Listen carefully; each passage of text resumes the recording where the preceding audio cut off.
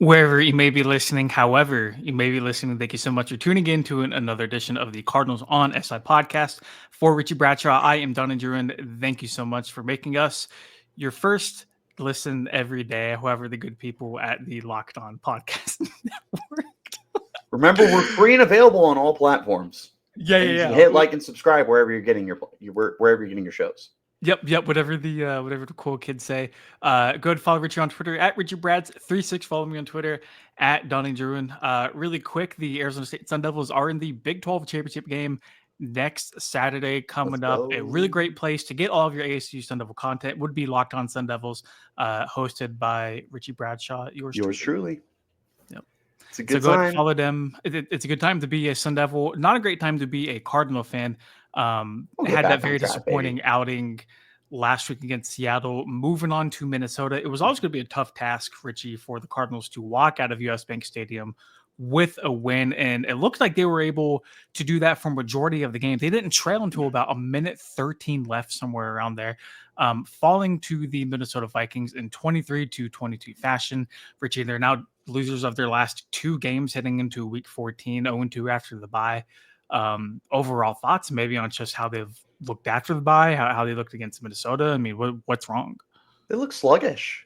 Like, this is not a team that is super aggressive right now. And don't get me wrong, this hasn't necessarily been a super hyper aggressive Sun Devils. Goodness, what do you think is on my mind?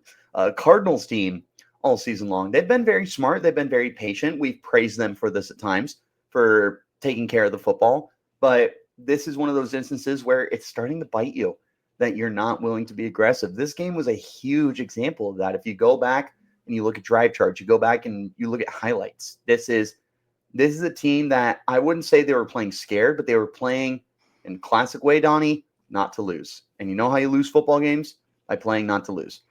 They have got to be more aggressive. And I saw, now correct me if I'm wrong, because maybe this is just my perception, but our friend Kyle Odegaard said that this was a fine performance from Kyler Murray in this game, who is number one in total QBR in the league right now, if you would believe that or not, for all the Kyler Murray haters out there. But I thought it was a pretty bad game, and I feel like he was one of the bigger reasons that they lost this game. At the end of the day, I would put a huge shoulder on the coaching decisions to just be so conservative with everything and kicking field goals and not going for it on fourth downs and stuff like that. It's just not the nature of today's game. I felt like I was watching an NFL game from 20 years ago where you did want to just take your points where you can get them. And analytics weren't necessarily there. Like, it was a very old school game in a new school environment.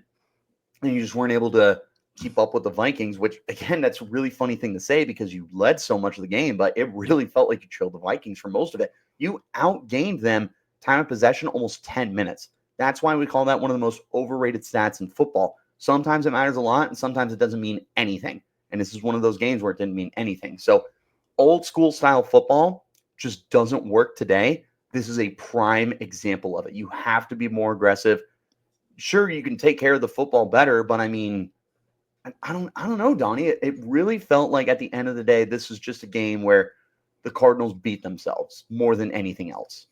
Nope, I would agree. And for guys like Drew Petzing and guys like Jonathan Gannon to typically be more on the aggressive side, I don't That's why think it was so weird. it's quite like riverboat Ron Rivera stuff in terms of going for it on the fourth down, but they typically tend to put their foot on the gas a little bit, which is why I thought it was very strange to see them not go for two when they could have gone up by 14, and then for them to not go for it on a fourth and goal at the 4-yard line with like 3 minutes left, instead rather just kicking the field goal.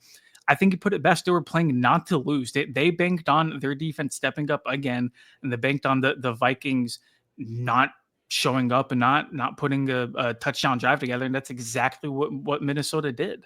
And I thought Greg Olson during the broadcast made a very, very good point. Whenever the Vikings were going down on their eventual game-winning drive, he said, look, I get you want to make them score a touchdown to win, but also on the same note, if you don't get that 4th and goal and you're only up 3, this entire drive plays out differently. And the key focal point of that, Richie, is whenever Minnesota faced that 4th down and 7 where they threw it to Justin Jefferson to convert, they're kicking a field goal there. The Vikings are not going for it down 3 whenever they don't need a touchdown. They're kicking a field goal. They're going to try to tie the game, and then you get the ball back with just under 2 minutes left and all 3 timeouts. So the scenarios are vastly different. And Jonathan Yep. Gannon asked about it after the game, and he said, "Look, like there was no thought about going for 2. Um, instead of just kicking the extra point to make them go up 13 instead of 14. There was some thought about going for it on the 4th and goal at the 4-yard line. But I think you put it best. Some teams, you see them play not to lose, and you see other teams play to win. And when you're the Cardinals, after losing like you did in Seattle, you needed a bounce back. You had a perfect opportunity to slam the door shut on the Minnesota Vikings. But you know what? I don't even want to harp on the failure to get a 2-point conversion or even go for it, or the failure to not go for it on the 4th and goal. Richie, their first 5 drives inside the 25-yard line, field goal, field goal, field goal, Yep. field goal. Yep. What are we doing? I thought the offense It moved was the ball miserable. well. They had over 400 net yards. The offense, I feel like, moved the ball well, but that final 10%, that final 15%, they just could not get it across the goal line. I don't think Kyler Murray was a problem yesterday. If you look at his 2 picks, one was basically an arm punt, and then the other was just a pick at the end of the game trying to make something happen. I thought he played okay, not great. I don't think he's the reason why they lost. I think it all boils down to coaching. I really, really do. I think for a guy like Drew Petzing, when you move the ball like you do, when you have the weapons like you do, you need to have answers. It is week 13. You need answers. You need touchdown plays. You need to be able to make it a 7-point drive instead of a 3-point drive.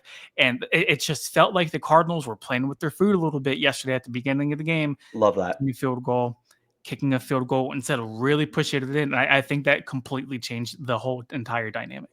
It did. And 2 things. I do want to walk back the Kyler criticism a little bit because started off that way. More I think about it, I can agree with you. I can appreciate you. He does need to start getting a little more aggressive on a consistent basis, though.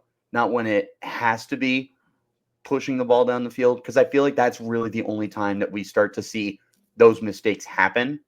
And you just got to be able to push through it, because if the Cardinals are going to play like this for the rest of the year and just super passive and not being aggressive. Sorry, I can't think of synonyms off the top of my head right now. It's part of my ASU education. But we just need Kyler and the offense and Drew Petzing to not be at a point where you're only going to get aggressive where you have to be aggressive. Second thing that I want to mention, and this is where I want to see comments. Leave a comment. Do you think that it was a massive mistake, not hindsight, at the time when the Cardinals elected not to go for 2? Because I personally didn't really think too much of it. And I know a lot of people really got stirred up. So I'm curious, without hindsight, you watching this, leave a comment and let us know. Did you think it was an egregious mistake, or did you think it was just, you're still up 13, that's still 2 possessions? Curious what you guys think. No, that's perfect. And I think, it's very easy to sit here in front of a laptop with a microphone in front of my face and say, you should have done this, you should have done that. That being said, Right. though, I mean, analytics is kind of evolved in the NFL. This isn't this old school type of game that we kind of grew up watching. We caught the very end of that era. A lot of it I feel like has been more aggressive. Teams are going for it more on 4th and maybe longer than a yard. They're starting to go for 2 a little bit more frequently just because it's a numbers game at that point. Mm-hmm. The Cardinals missed an opportunity, Richie. They could have put themselves in a very, very good spot moving into this week with the Seattle Seahawks. And it's weird because during the game yesterday, the early stages of it, the Cardinals were winning, and then the Seahawks were down early 14-0 to the New York Jets. So you're sitting there thinking, like, this is playing out perfectly. Like, the Cardinals are going to get the lead back in the NFC West. They have an opportunity next week in week 14 to defeat the Seahawks, level the series with them 1-1, and then also take a 1-game lead in the division. And the exact opposite happens. And now they find themselves trailing the Seahawks by a game heading into this matchup against State Farm Stadium. And it's maybe a little too early to start calling games must win or we're entering must win territory, but this is the closest thing you're going to find to it. Yep. This is, at this point in the year, Donnie, like, you don't want to get to the logic of like there's two sides of it, right? Sometimes you don't want to say like every game is must win, even though it kind of is. But you also don't want to single out one game as like this is the game. If you don't win this, your season is over. And I wouldn't say that's the case for the Seahawks game. That's not the case. You can still find a way to, even if you lose that game, if you go 4-2 in the division and I don't know, Seattle maybe splits their game. I don't know what their division record is, to be honest. But if you can just find a way to secure some kind of tiebreaker over the Seahawks, if you get swept by them, it's not the biggest thing in the world. But that is a critical game for your opportunity to win the NFC West. And at this point in time, with the way that things are starting to heat up in the NFC, it went from kind of a wide open, anyone can get in to the wild card spot to, hey, we pretty much know who our wild cards are. It's two from the NFC North, and it's the Commanders from the NFC West or NFC East, excuse me. So the NFC West, you really do need to win your division unless you just go on this insane tear. And both an example, the Seahawks and the Cardinals both end the year 11-6, something like that. That would give you your best shot, but the odds that the Cardinals are going to win out and go 11-6 is unlikely. So they need to find a way to win this game against Seattle if they want a chance to win the division. If you don't beat Seattle, I think your chances of winning the division are probably out the window. And at that point, your chances of going to the playoffs are, I don't want to say slim to none because the Commanders could fall apart or anything like that. But I've said this before. If you are basing your chances of going to a playoff or a conference championship game in college football or anything like that, if you are basing it off of the need for other teams to lose in front of you, you are not in a good position. You are in a very, very bad position.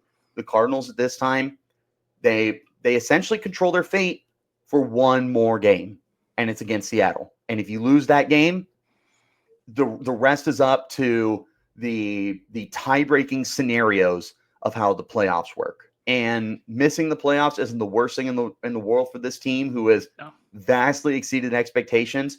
But it would be, after the first 10 weeks of the year, it'd be a really big bummer to see you end that way. 100% agree. Really quick on the Seahawks and the Cardinals schedules. The next 2 weeks after they play each other in Week 14 at State Farm Stadium, the Cardinals will play the Patriots and then the Panthers back-to-back weeks. You should have two gimme games, but you those like are your two chances teams that have been playing tough. Especially the Panthers, dude. They're not going away right now. Bryce Young's playing good football. The Seahawks, on the other hand, play the Packers and the Vikings. Ooh, okay. So you don't does go in hate your your odds.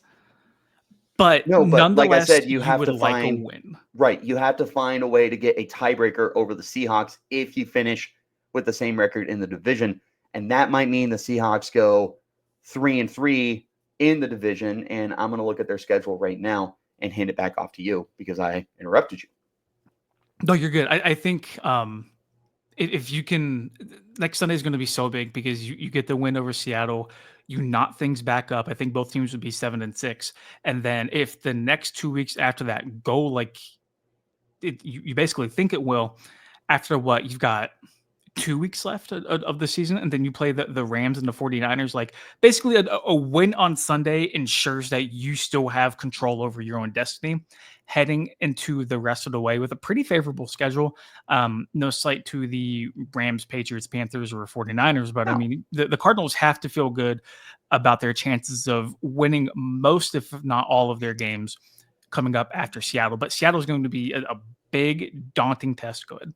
Yes. No, I was looking at the schedule. So Seahawks are 2-2 in the conference, right? Or in the division right now. The Cardinals are also 2-1. So if Seattle does sweep Arizona, basically what you need is for the Rams to sweep the Seahawks. So they would end 3-3 in conference. but then you have to sweep the Niners and the Rams in order to secure a better conference record, because the Seahawks would have the tiebreaker over you if you were at 3-3. So you can lose this game in theory, but you can't lose to the Niners, you can't lose to the Rams, and you need the Seahawks to lose to the Rams in their final game. And like I said, Donnie, if you're ever in a position where you need another team to lose in order for you to advance, you're not in a good spot. So you still need to win this game, but it's not impossible to win the division. It just gets incredibly more difficult. Back to you. Nope, I 100% agree, and kind of steering us back to the Vikings game really quick. There's a lot of negative on the offensive side of the ball, and rightfully so. I know the defense allowed that game-winning drive to the Vikings with just over a minute left, but I cannot say enough about Nick Rallis and the job that he has done Yeah. with this defense. And heading into this game, there was so much talk about Brian Flores and the exotic looks and the exotic pressures that he's going to dial up.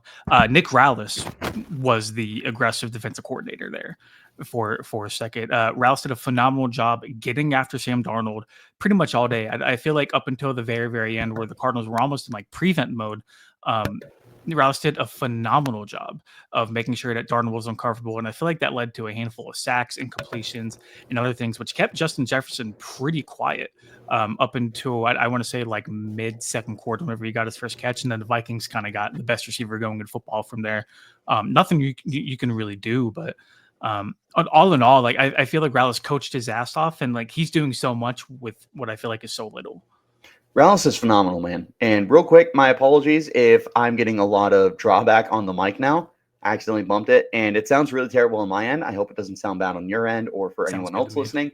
So, anyways, no, Rallis has been phenomenal, man. He's been one of the best assistant coaches for the Cardinals this season, whether as a coordinator or as a positional coach or anything else. Rallis has been phenomenal. I have praised week in and week out consistently this year about how great him and Gannon have worked together to be able to get the defense to where they're playing. Right before the show started, I think you clicked our little record button as I was trying to say this, but they quietly have 34 sacks this year as a team. They've already passed their total from last year. Dude, they passed their total. They're not done. They still have 6 more games. They're easily going to And get they over got 40. Darius Robinson back. They sure did. And they've still got my boy Dante Stills, and they're just dialing up pressure all over the place. Like, this defense. Aaron Browning has not looked bad, man. Really. No, dude. And for what you gave up for him, you have to be happy with what he's providing you right now. So they are doing a lot with a little. I have a lot of faith that it's only going to continue to get better. But yeah, no, Nick Rallis, give him his flowers and give him an extension. Find a way to keep him in the desert for another year or two or however long before the rest of the league catches up and realizes how good he is. Nope. Completely agree. You don't see a whole lot of young defensive coaches getting head coach interview opportunities. Keep it that way. For Arizona, let's keep it that way. We'll see, man. We will see. Any closing thoughts on the Vikings Cardinals game before we get out of here? Just like I said, I hate to keep being this point home with a hammer, but I mean, just a missed opportunity that I feel like on all ends. Very much a missed opportunity. I did see this from a couple of fans, and I really don't want this perception to be there because of me being an ASU fan, but I saw someone compare Chad Ryland to the struggles that the ASU kickers have had this year. Ryland has missed 3 kicks, and he's been outstanding. I know that ASU fans have gone through it this year with field goal kicking. Do not let that get into your head. If you're an ASU and a Cardinals fan, that Chad Ryland is struggling, because he's not. He's one of the best kept secrets in kicking. He's going to continue to be really good. This game was not on him. I understand that they lost by 1 point, and if he makes that other field goal, you win by 2. You're also talking about a completely different game at that point if the Cardinals are able to maintain a lead. Ryland's not the issue. He has not been the issue all year. He has a long ways to go if he's going to be an issue. So this Cardinals team, the world isn't ending. This is a very important game coming up.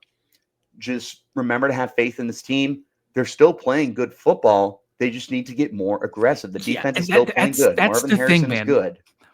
Like they moved the ball so well on Sunday. People are forgetting that, you know, they were able to not do what they wanted or not do not run the ball or pass the ball at will, but for a good majority of the game, like they were getting into opposing territory. They just could not convert 7-3. And if you just find that little switch that can flip in your favor with that, you're cooking Right. with gas. So long Yep. as that Cardinals defense continues to steadily improve week after week, if you could just find that little secret ingredient, whatever it is, I'm not a coach, I'm not in the meeting rooms with them, I'm not watching film with them, Sure. whatever you can find to ensure that maybe, hey, on 2 of those 5 drives, instead of a field goal, we punch it in.